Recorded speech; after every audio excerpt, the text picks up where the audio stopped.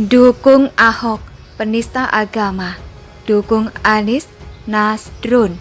Surya Paloh memang salah. Saya dukung Ahok karena saya yakin dia yang terbaik pada waktu itu untuk memperkuat nilai-nilai kebangsaan.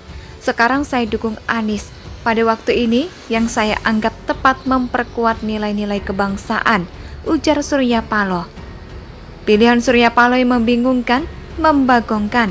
Dua nama yang diidentikan berseberangan, kemudian dipilihnya secara bergantian. Bagaimana tidak membingungkan? Memilih pengais sampah hasil kehebohan besar yang dipicu oleh nama yang pertama. Dianggapnya sebagai usaha untuk memperkuat nilai-nilai kebangsaan. Surya Paloh sehat. Yang pasti sejauh ini sih salah saja. Pilihan Surya Paloh belum mendatangkan tanda-tanda kebaikan, baik bagi Surya Paloh sendiri, bagi Nasdem, maupun bahkan untuk Indonesia. Atas pemilihan Anies sebagai calon presiden, menjadikan Indonesia tidak segera lupa akan apa yang terjadi pada hari-hari di akhir tahun 2016 itu.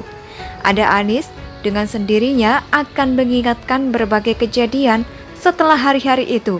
Hingga yang terparah adalah apa yang terjadi selama proses Pilgub DKI Jakarta 2017, di mana kemudian diketahui bahwa Anies adalah pemenangnya.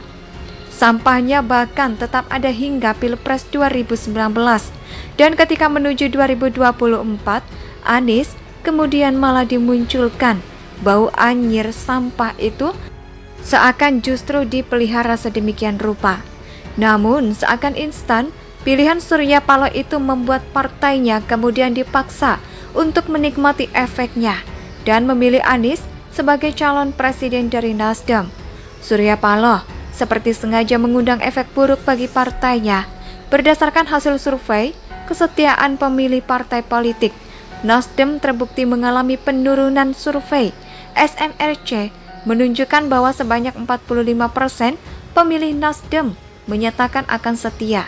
Sementara yang kemungkinan pindah ke partai lain sebesar 42%, yang terbesar di antara partai politik lainnya. Belum menentukan pilihan 13%. Paling banyak pemilih Nasdem yang menyatakan pindah akan menyeberang ke PDIP.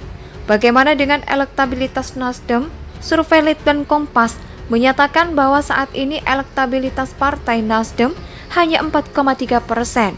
Selain itu, diketahui pula beberapa kadernya juga telah mengundurkan diri.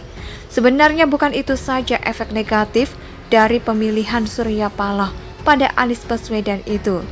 Misalnya, sejauh ini Anies juga bakal tidak berhasil membuat koalisi yang memungkinkan untuk dijadikan kendaraan ber-PT 20% sebagai syarat untuk mengusung pasangan Capres-Cawapres untuk segera terbentuk. Masih alot, masih kebanyakan tawar-menawar. Anies dinyatakan tidak semagnet seperti yang dibayangkan.